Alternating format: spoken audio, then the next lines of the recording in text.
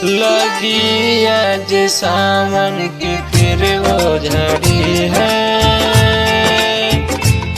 लगी आज सावन की फिर वो झड़ी है।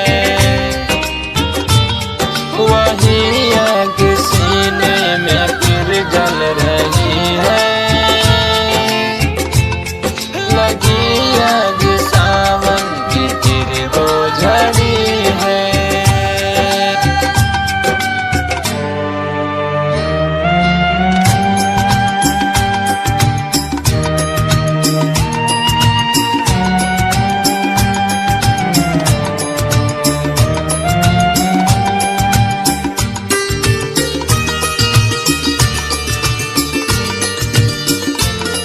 कुछ ऐसे भी दिन थे कि जब हम मिले थे,